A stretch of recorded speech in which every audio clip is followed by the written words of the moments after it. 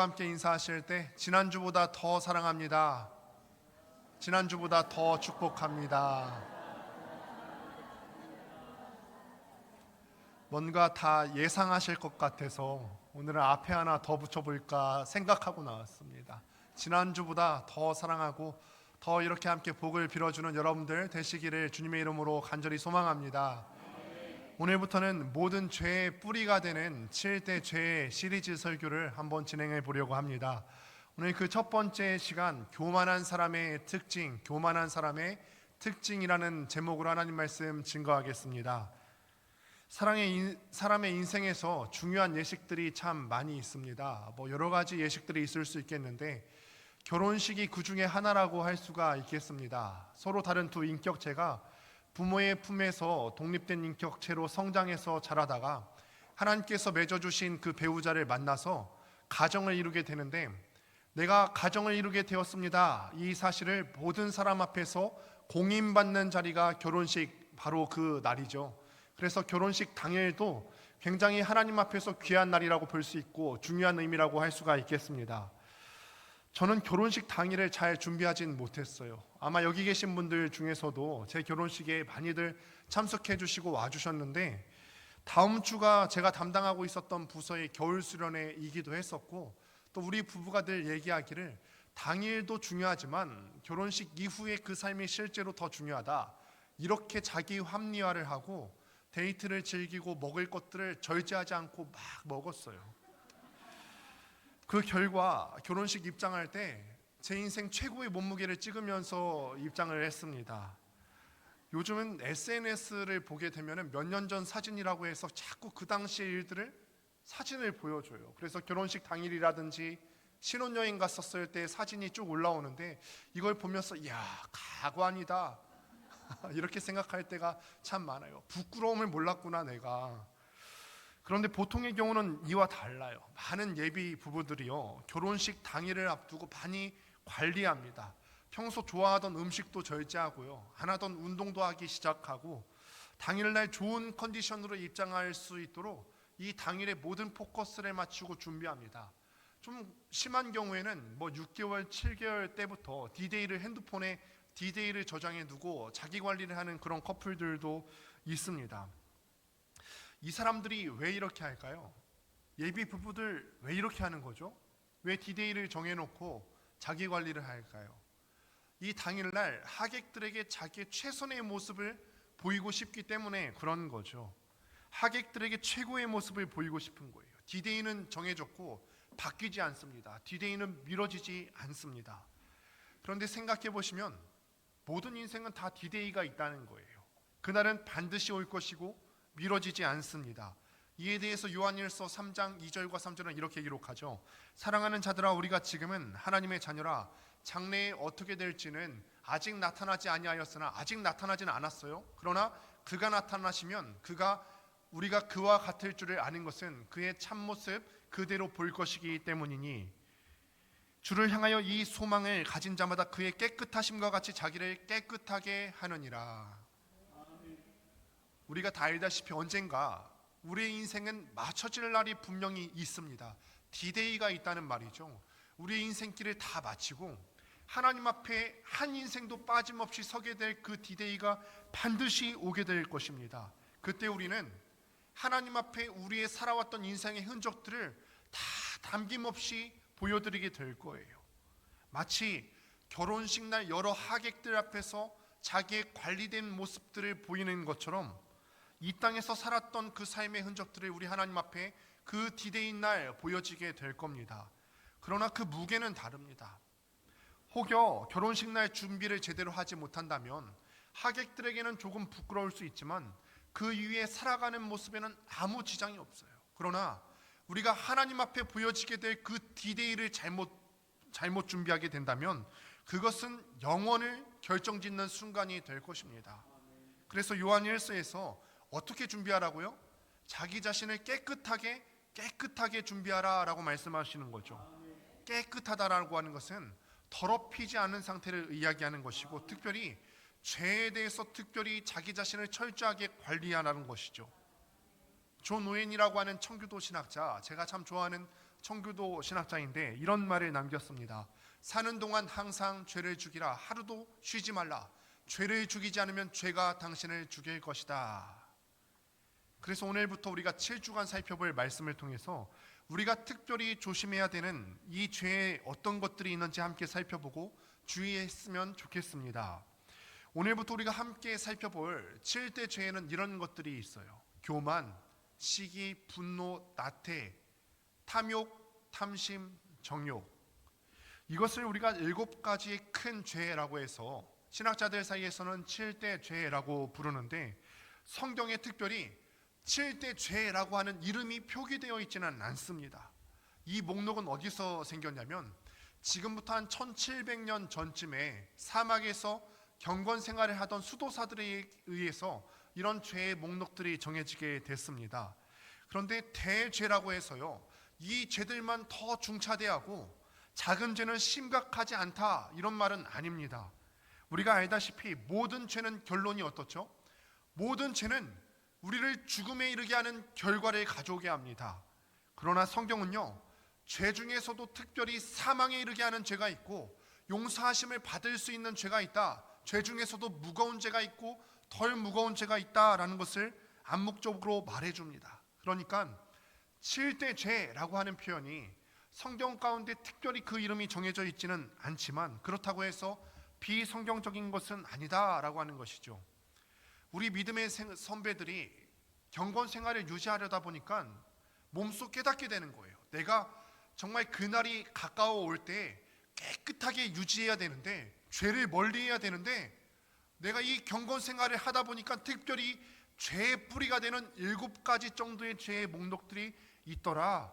그래서 이런 죄의 목록들을 정해지게 되었고 7대 죄 정도로 우리에게 지금까지 내려오게 된 것입니다.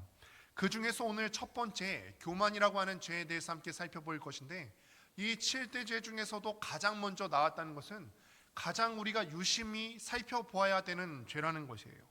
그래서 오늘 말씀을 통해서 교만한 사람의 특징이 과연 무엇이고 우리가 이것들을 어떻게 극복할 수 있을지에 대해서 함께 생각해 보고자 합니다. 먼저 함께 1절 말씀을 같이 한번 읽어보도록 하겠습니다. 한번 같이 읽습니다. 시작. 아람 왕의 군대 장관 나아만은 그의 주인 앞에서 크고 존귀한 자니 이는 여호와께서 전에 그에게 아람을 구원하게 하셨음이라.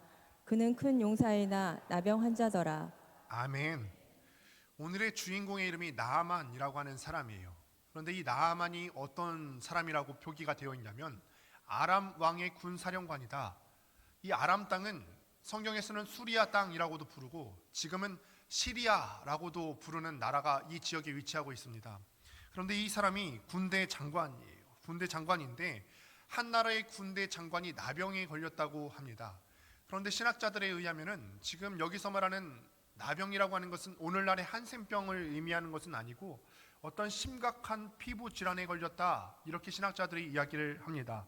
그러면 어떤 사람들은 이렇게 이야기할 수 있어요. 야, 뭐 한센병도 아니고요, 피부 질환이 심각해봤자 얼마나 심각하겠습니까? 이렇게 물어볼 수 있는 사람도 있겠습니다. 그런데 우리가 이거는 그렇게 가볍게 볼 문제가 아니에요. 이 중에서도 심각한 피부 질환에 걸려보신 분도 계실 텐데요, 이 피부 질환에 걸리게 되면 간지럽기가 이루 말할 수가 없고요, 또 그 피부에서 고름이 나면 옷은 늘 누렇게 되어 있어요. 그러다 보니까 이 피부 질환에 걸린 사람들은 사람들을 만나는 것이 항상 두려워요. 내가 밖에 나가서 계속 긁는 모습을 보면 사람들이 나를 어떻게 생각할까? 내 옷은 고름 때문에 늘 누렇게 되어 있는데 이 누렇게 고름이 나오는 모습들을 보면 사람들은 또 나를 어떻게 생각할까? 그러니까 외부 활동을 기피하게 되겠죠.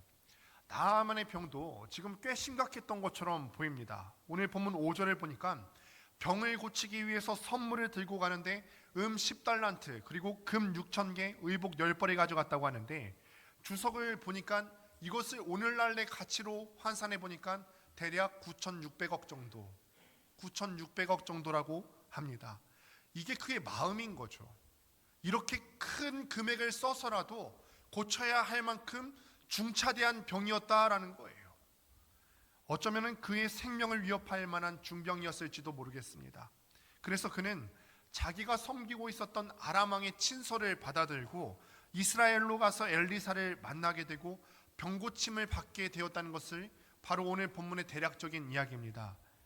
그런데 저는요, 오늘 본문에 나오는 나아만의 모습을 보고 교만한 사람의 특징을 몇 가지를 보게 되는데, 제일 먼저 볼 수 있는 교만한 사람의 특징은 자기 기만이에요.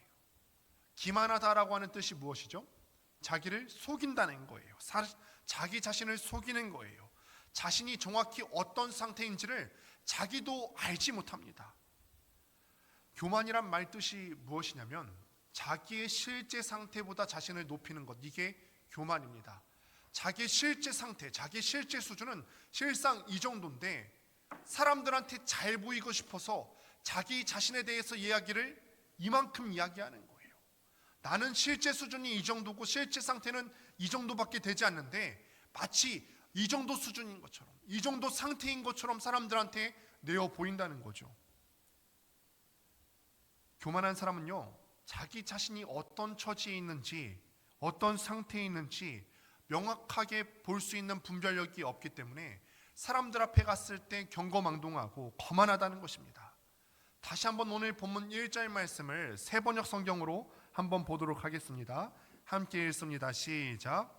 시리아 왕의 군사령관 나아만 장군은 왕이 아끼는 큰 인물이고 존경받는 사람이었다. 주님께서 그를 시켜 시리아의 구원을 베풀어 주신 일이 있었다. 나아만은 강한 용사였는데 그만 나병에 걸리고 말았다. 아멘. 나아만 장군이 어떤 사람이라고요? 군사령관이고 왕이 아끼는 큰 사람이래요. 심지어 존경받는 사람이다라고 기록해요.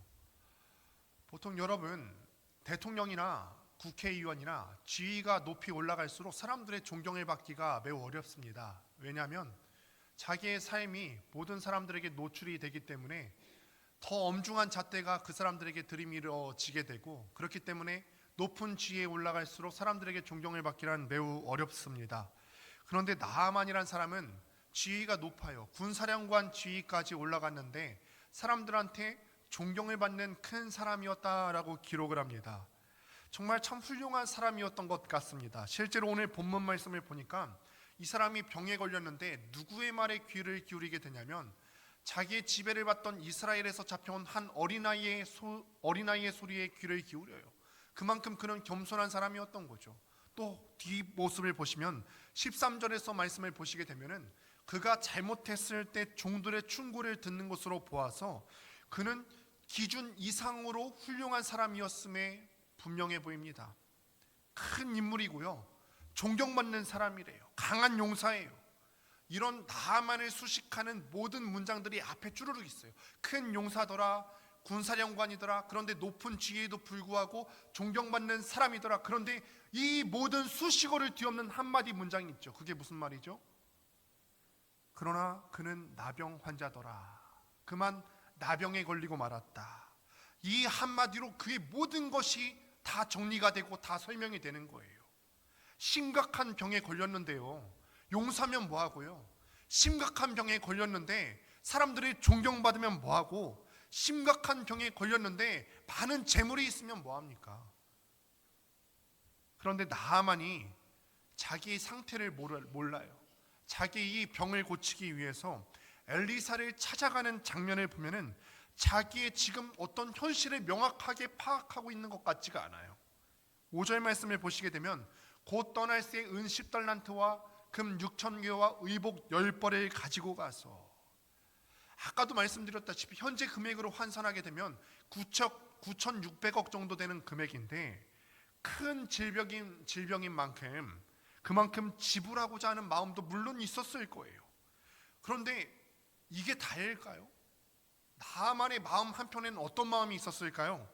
강한 나라의 군사령관으로서 이스라엘에게 과시하려고 했던 마음은 없었을까요? 내가 이 정도 금액만 가져가도 충분했을 거예요. 한 100억 정도 어치만 가져가도 충분했을 겁니다. 그런데 9,600억 어치나 되는 금액을 갖고 가면서 나는 그래도 이 정도 되는 사람이지, 내가 이 정도 금액은 지불할 수 있는 능력이 있는 사람이지, 그런 마음이 없었을까? 아닐 겁니다. 그의 태도를 설명하는 또 다른 구절이 있는데 9절 말씀 함께 보실까요? 이에 말들과 병거들을 거느리고 이르러 엘리사의 집 문에 서니, 말들과 병거들을 거느리고 엘리사의 집 앞으로 갔어요. 지금 뭔가 심각한 병에 걸려있는 그런 사람의 태도가 아니에요. 자신은 아무리 아파도 말들과 병거들을 거느리고 가야 되겠는 사람인 거죠. 그래도 내가 이스라엘보다 강한 아람의 군사령관인데 그 정도는 돼야겠는 거예요. 자신이 지금 나병 환자라는 사실이 그 무엇보다 중요하지 않습니까? 그러나 나병 환자더라. 자기에 대한 모든 수식어가 필요 없는 상태임에도 불구하고 자기 자신이 자기의 상태를 명확하게 인식하지 못하니까, 자기 주제를 모르니까 사람들 앞에 나아가서 거느리고 나아가고 과시하려고 하고요. 자기를 정확하게 관찰하지 못했어요. 이게 우리 모습 가운데도 있다는 것이죠. 여러분, 우리 교회 앞길 맞은편에 보면은 사업체가 하나 있습니다. 그런데 그 사업체 앞에 들어가는 입구를 보면 마치 경비라도 하는 것처럼 개가 한 마리가 있는데요. 여러분, 그 개를 혹시 보신 적이 있으세요? 걸어 다니시는 분들은 많이 보셨을 것 같은데, 그 사업체 입구에 하얀 개가 한 마리가 있어요.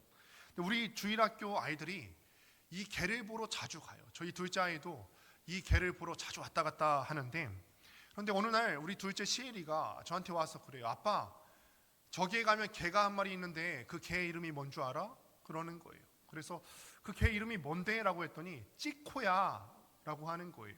찌코. 여러분, 그런데 이 개 이름은요, 저 사업체의 사장님, 개 주인이 직접 지은 이름이 아니라 오가는 아이들이 지은 이름이래요. 이 개 이름이 왜 찌코인 줄 아세요? 찢어진 코, 개 코를 보면은 코끝이 찢어졌대요. 그래서 제가 궁금해갖고 실제로 가서 봤더니 개 코가 진짜 찢어져 있더라고요. 이걸 보면서 아이들이 관찰력이 참 대단하다. 이거를 오가면서 그 코가 찢어져 있는 것을 보고 개 이름을 찌코라고 하는 것을 보니까 아이들의 관찰력이 참 대단하다.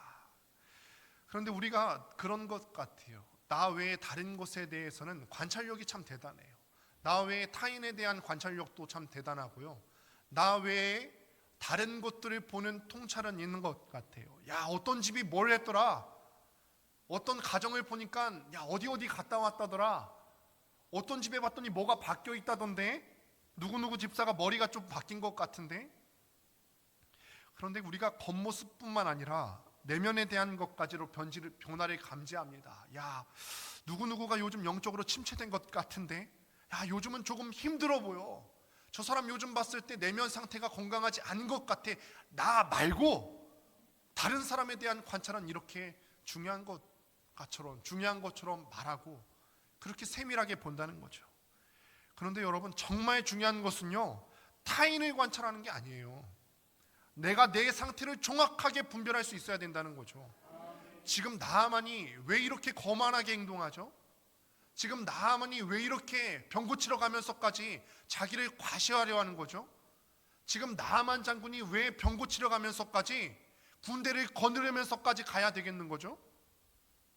자기 현 상태를 정확하게 분별하지 못하고 있어요.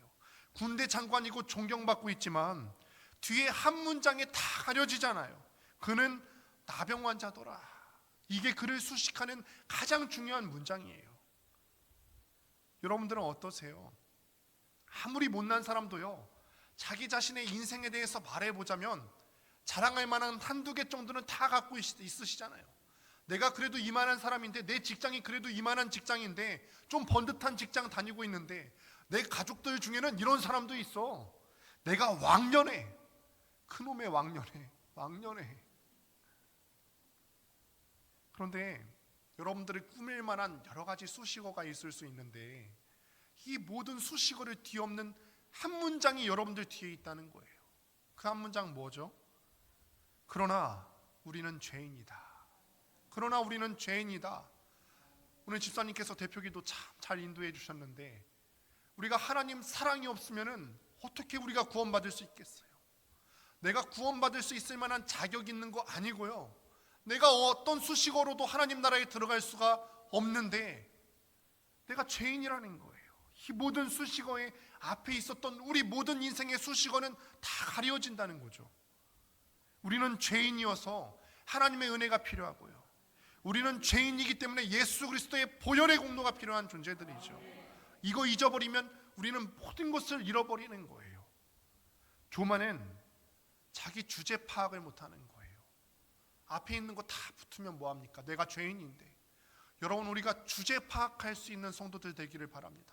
내 주제를 잘 아시고 다른 사람을 볼 수 있는 관찰력으로 자기 자신을 볼 수 있는 눈이 우리 가운데 있게 되기를 바랍니다. 이게 없으면 우리가 바벨탑을 쌓는 거예요. 두 번째로 교만한 사람의 특징은 공동체를 분열시킵니다. 나아만 장군이요, 그렇게 모든 것들을 다 거느리고 의기양양하게 많은 재물과 군대를 거느리고 엘리사의 집 앞으로 갔습니다. 그러자 엘리사 선지자가 참 대담한 것 같아요. 그래도 자기보다 강한 나라의 군사령관이 왔으면 버선발로 뛰쳐나와서 좀 환대하고 융숭한 대접을 하고 이래야 될 거 아니에요? 그런데 엘리사 선지자는 전혀 그런 것이 없어요. 나아보지도 않고요, 자기 종을 시켜서 하는 말이 요단강에 가서 몸을 7번 씻으십시오. 그러자 나아만 장군의 태도가 11절에 나오는데 같이 한번 11절 말씀을 읽어보겠습니다. 시작. 나아만이 노하여 물러가며 이르되 내 생각에는 그가 내게로 나와서 그의 하나님 여호와의 이름을 부르고 그의 손을 그 부위에 흔들어 나병을 고칠까 하였도다. 아멘. 나만의 생각은 그런 거죠. 내가 그래도 아람의 군사령관인데, 일국의 군사령관인데 직접 나와서 최선을 다해서 치료해주는 어떤 모습이라도 있어야 되는 거 아니야? 자기의 상태를 파악하지 못하는 사람이 이런 실수를 한다는 거죠. 자기의 상태, 나는 부족한 사람이고 아무것도 아닌 사람이라는 사실을 정확하게 인지하지 못하는 사람의 태도예요. 그런 사람은 항상 내 생각만 맞다고 주장해요. 나아만은요, 자기 본국에서 보통 일반적으로 병을 고쳐주는 사람들이 하는 것처럼 엘리사도 자기 자신을 그렇게 대할 것으로 생각했나 봐요. 그래서 얘기하는 거죠. 내 생각에는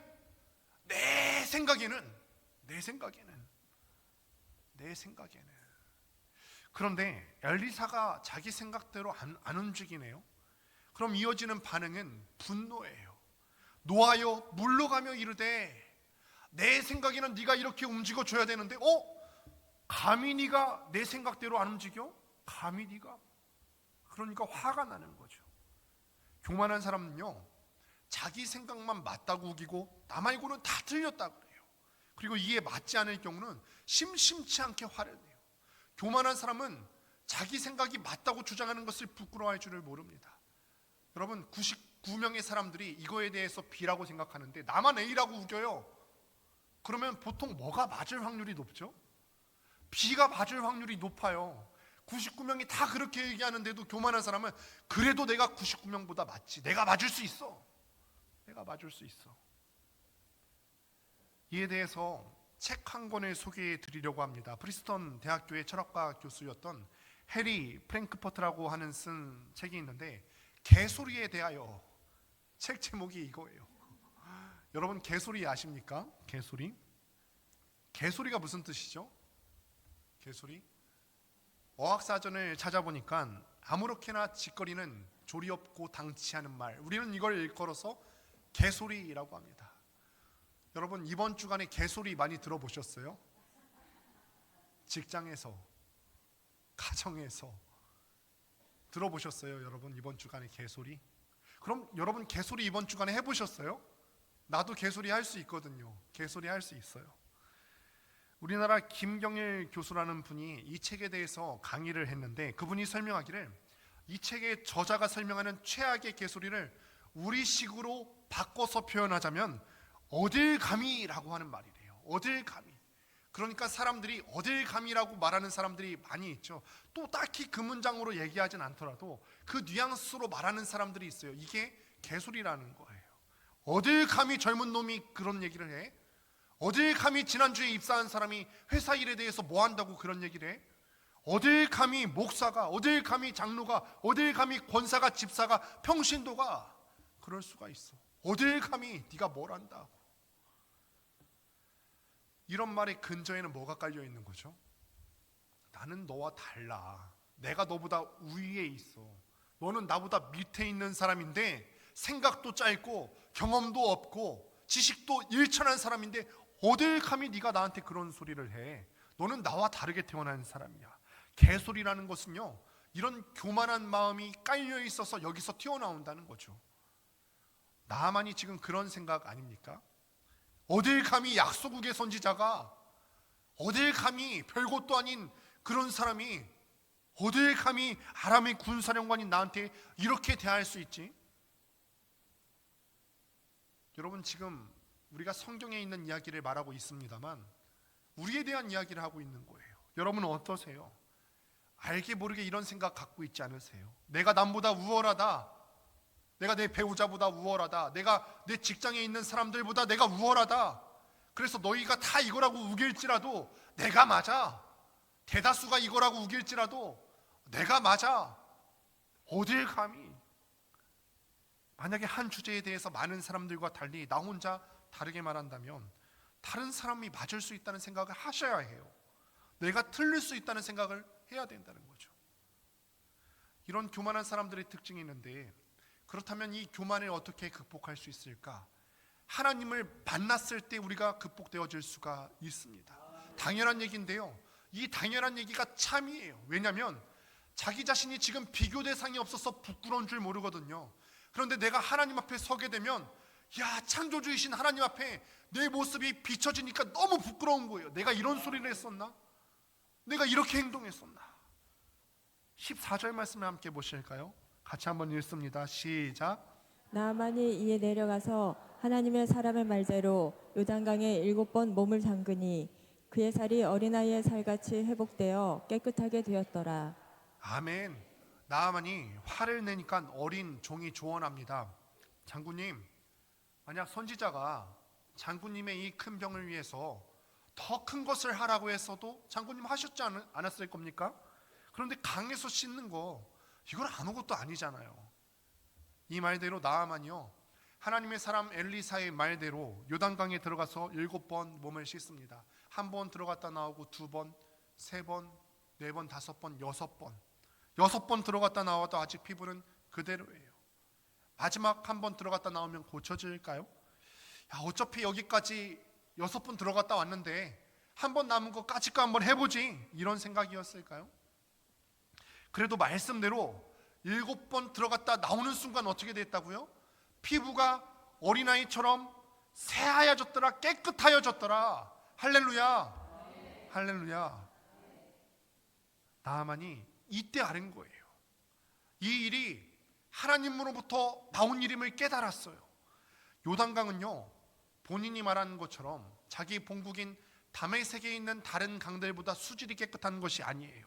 그렇다고 치료에 탁월한 효과가 있다고 알려진 그런 강도 아니에요. 심지어 6번까지 들어갔다 나왔는데도 아무 일도 일어나지 않았죠.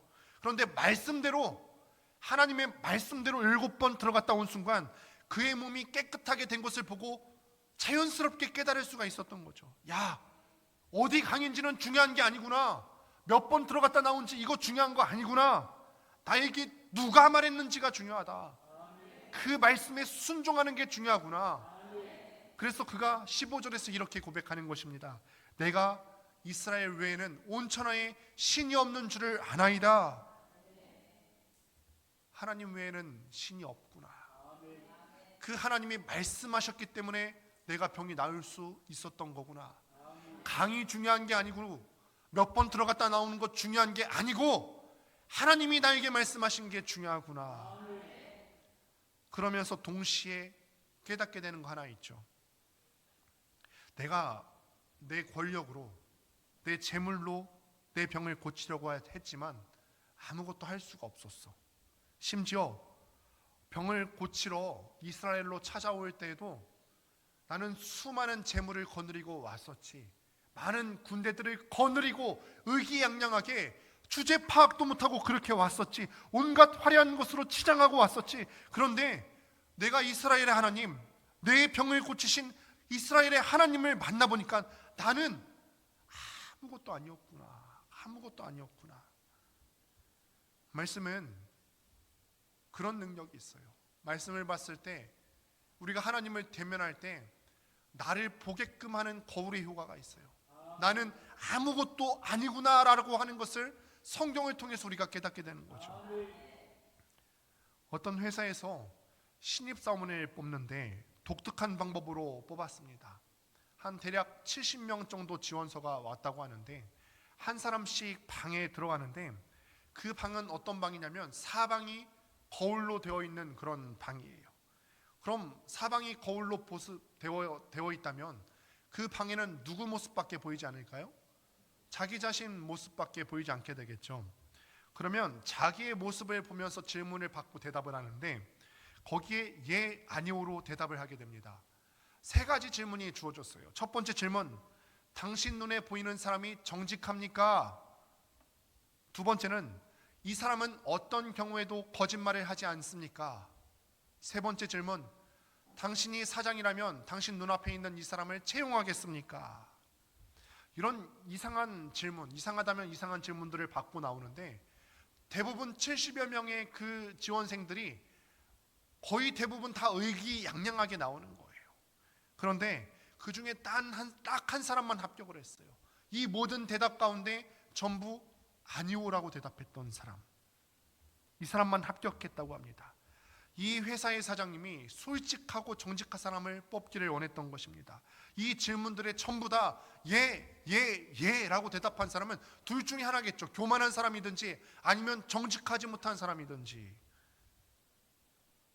하나님 앞에 겸손한 사람은 어떤 사람일까요? 하나님 앞에 겸손한 사람, 창조주이신 하나님, 조물주이신 그 하나님을 만나면 내가 할 수 있는 게 아무것도 없습니다. 전능하신 하나님 앞에 내가 대면해 보니까 나는 아무것도 아니었네요. 아무것도 할 수 있는 게 없습니다. 예수님께서 베드로를 처음 만나서 제자를 삼아 주실 때 이런 기적을 하나 보여주셨어요. 베드로에게 깊은 데로 가서 그물을 내리라 라고 말씀하셨어요. 그때 베드로가 대답하기를, 선생님, 우리가 이미 다 해봤어요. 밤새도록 그물을 다 내려봤는데 한 마리도 잡은 것이 없지만 말씀에 순종하여 내가 한번 해보겠습니다. 그렇게 순종해서 해봤더니 말씀하신 대로 한번 해볼게요 했더니 그물을 내리니까 그물이 찢어질 정도로 많은 고기를 잡았습니다. 그때 베드로가 깨달았죠. 야, 이분은 내 한계를 초월하시는 분이시구나. 이분은 하나님이시구나. 이분은 창조주시구나. 그 순간 창조주 앞에 서면은 우리가 보일 수 있는 반응은 이거죠. 부끄러워요. 하나님이신 예수님께 선생님, 내가 밤새도록 다 해봤어요, 이렇게 말한 것도 너무 부끄러워요. 부끄럽죠. 야, 내가 내 앞에 계신 하나님을 몰라보고 이런 소리나 했구나.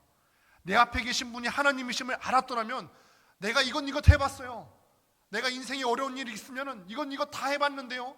이런 사람도 인맥도 다 동원해봤고 이런 물질도 다 써봤고 다 해봤는데요. 이런 말 하는 대신에 차라리 내가 약해요. 나는 아무것도 아니에요. 나는 아무것도 아니에요.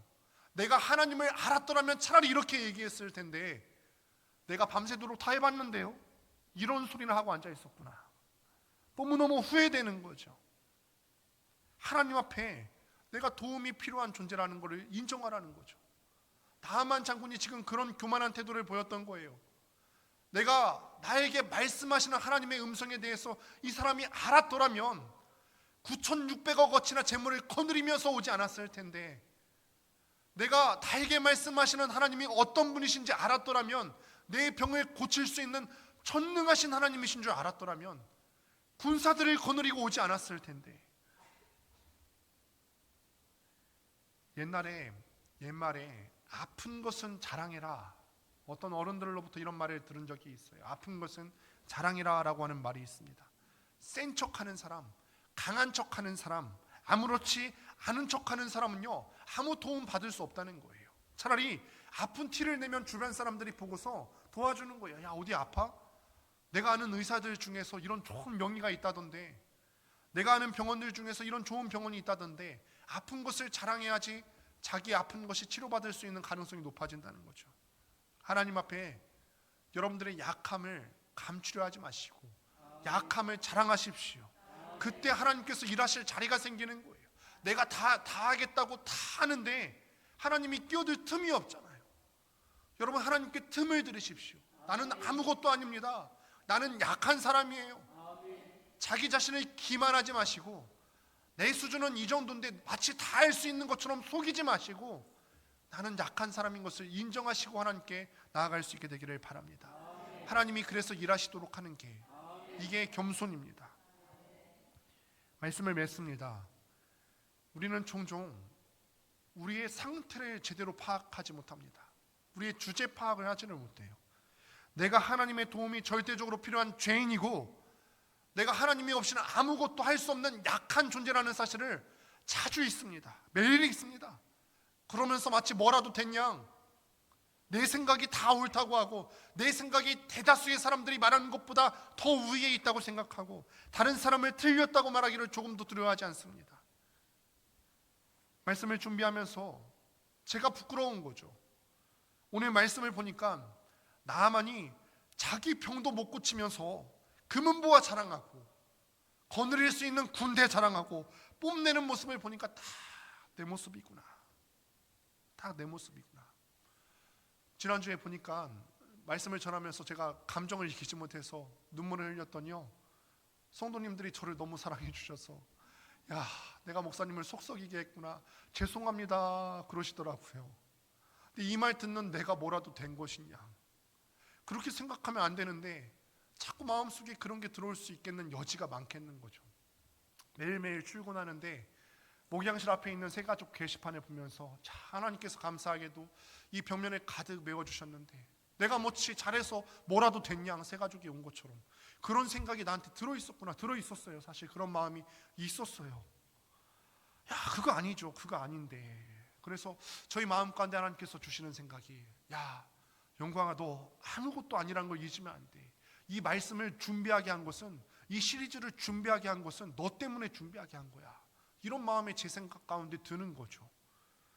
말씀을 준비하면서 하나님께서 저에게 주시는 말씀이에요. 여러분, 그래서 우리가 잊으시면 안 됩니다. 우리는 아무것도 아니에요. 나는 아무것도 아닙니다.